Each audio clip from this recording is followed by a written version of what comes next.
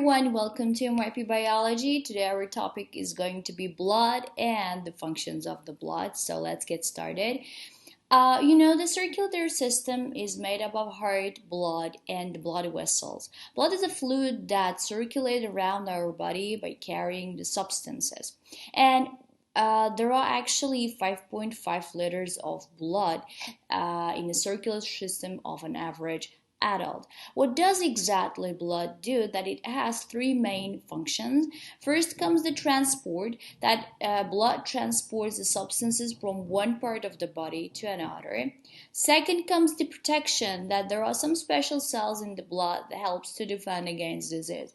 And the third and last one is the regulation, that it keeps conditions right for the working of our cells. Now, blood is made up of different things, various things. So here we have the plasma, white blood cells and platelets, and red blood cells. As you see here, the 55% of blood is made up of plasma, 45% of blood is made up of red blood cells, and less than 1% actually belongs to white blood cells and platelets. So now let's learn what are the plasma, red blood cells, white blood cells and platelets, and their function. Here, plasma is the fluid part of the blood that it carries the special cells in itself, such as red, white blood cells, and platelets. It transports dissolved substances around the body, such as hormones and antibodies, as well as waste materials such as carbon dioxide and urea. Red blood cells carry oxygen, hemoglobin, and iron. Oxygen is actually very much dissolved in the plasma of the body, but too much oxygen cannot dissolve in the plasma. That's why red blood cells come into an action. There is an hemoglobin that binds with the oxygen and become oxyhemoglobin, and through hemoglobin and red blood cells, the organs and tissue cells get the needed oxygen.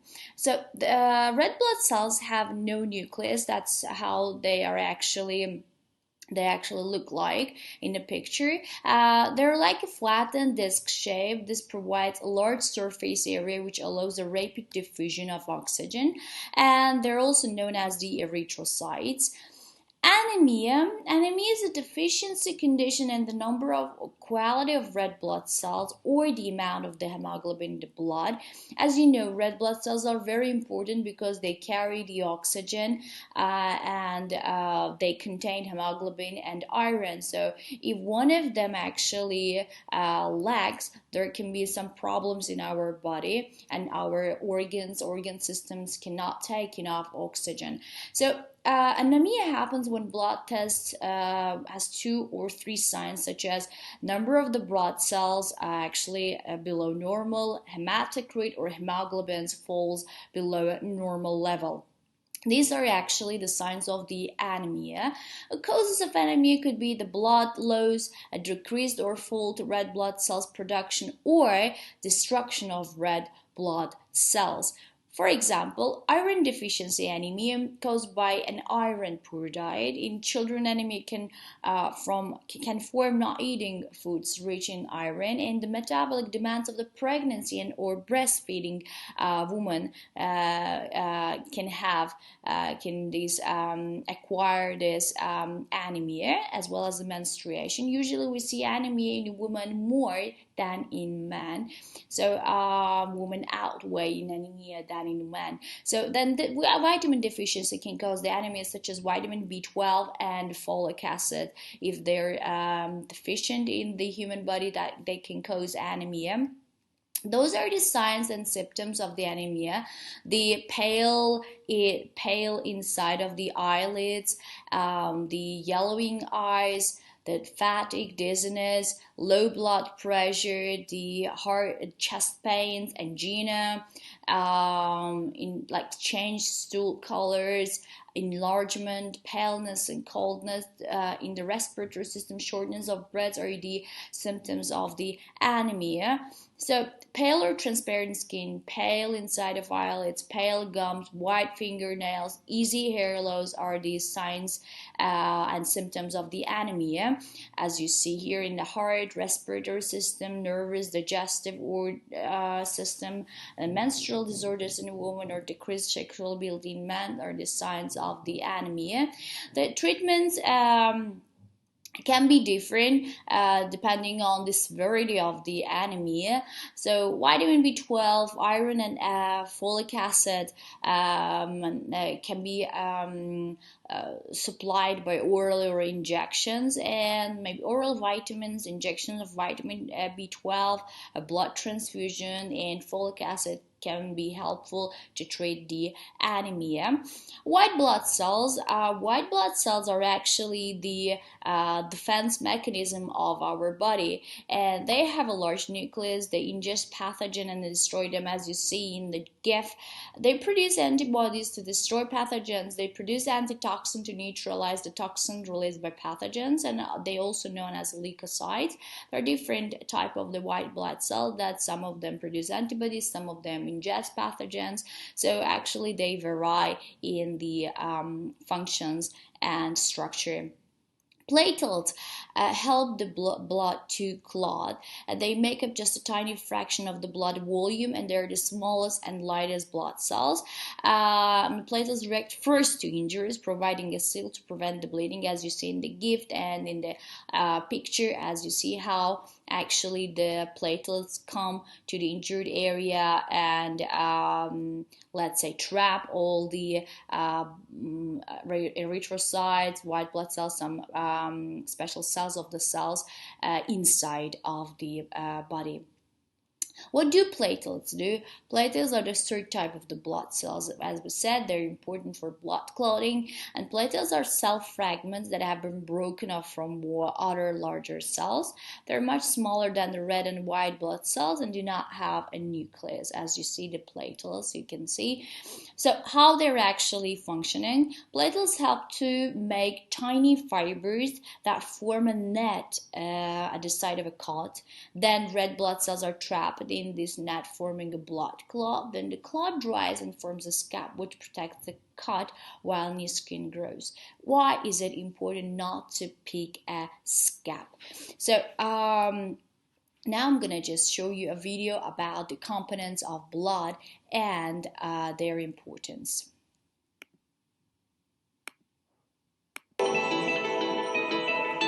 Blood, 10 pints of life force, coursing through thousands of miles of arteries, veins, and capillaries.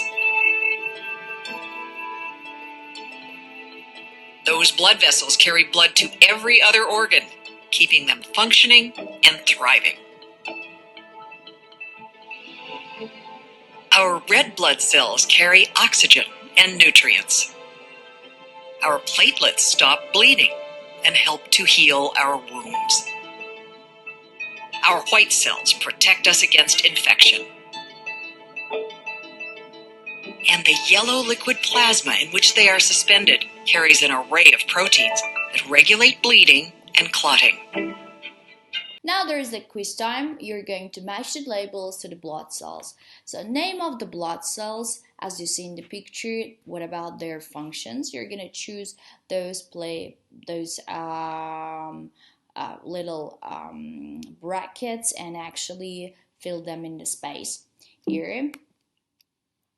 Different type of the blood vessels. There are 3 types of blood vessels as shown in this magnified part of the circulatory system. So blood vessels are made up of arteries, capillaries, and veins. So what are there are different type of the blood vessels. So why we need 3 type of blood vessels? So there is the answer. Arteries actually carry blood away from the heart, whereas veins carry blood back into the heart. The capillaries between them carries blood to and from the body's cells. So capillaries are actually the transition between arteries and veins. Do all blood vessels carry the same type of blood? Actually, not. The blood that is pumped from the heart to the body cells along the arteries is oxygen rich. So in the arteries, oxygen rich blood is carried, and this oxygen rich blood is it under a high or low pressure when it leaves the heart?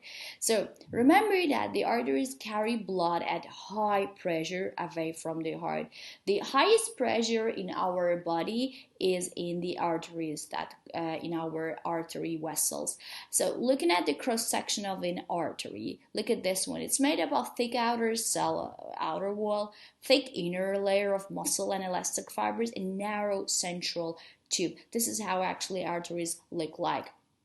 And imagine using a hose pipe and covering half to open and end with your thumb. What happens to the pressure of the water? The water is released under high pressure and flows faster.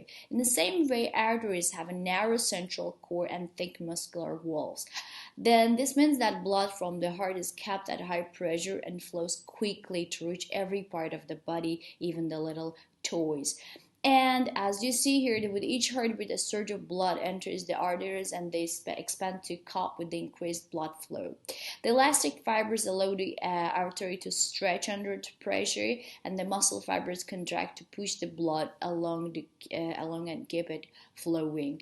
There is a simple way of detecting how an artery stretches under the pressure of each heartbeat. So you can feel your pulse because of the stretching of an artery that passes between bone and surface of the skin. Veins are the blood vessels that carry blood back into the heart, and that blood that travels from the body cells to the heart along the veins is oxygen poor. So how is that the pressure in the veins? Let's see. The veins carry blood at a low pressure, and looking at the cross section, you can see that thin outer wall, thin inner layer of muscle and elastic fibers, and wide central tube, just because of the low pressure. And you can look at this one. There's a vein and artery vessels. The vein do not need to keep blood flowing quickly at high pressure, and so they have much thinner walls than the arteries. And here we have this one. Blood travels back to the heart in a vein at low pressure, and if the blood pressure is too low, for example, might happen to the blood in leg veins. If low pressure blood has to move against gravity, it might slow down further and even flow in the wrong direction.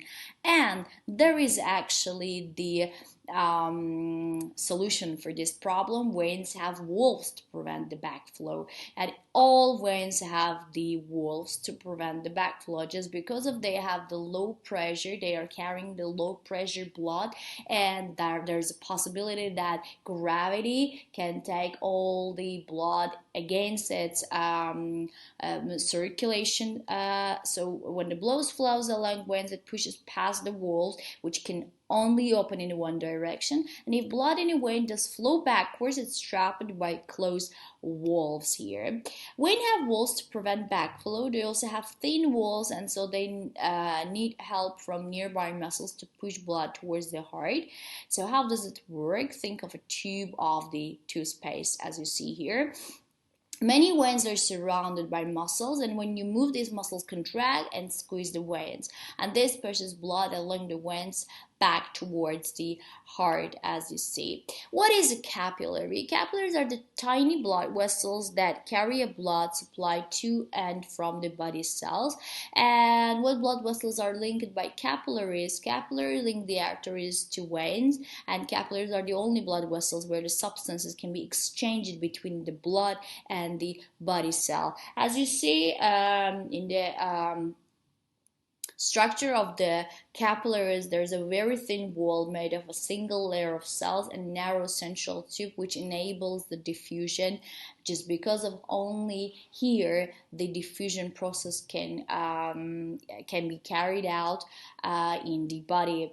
So capillaries have very thin walls for the exchange of substances between the blood and surrounding body cells. As you see, the diffusion, useful substances in the blood diffuse across the capillary wall into body cells, and waste products from the body cells diffuse across the capillary wall into the blood here.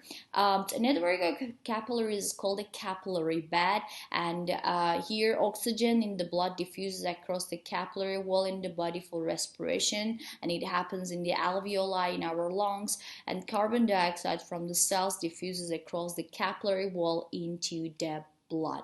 Here we have got the activities, so you're gonna just find out what are the type of blood vessels that are actually called here, and you're gonna label the blood vessels, name of the blood vessels, direction of the blood flow here.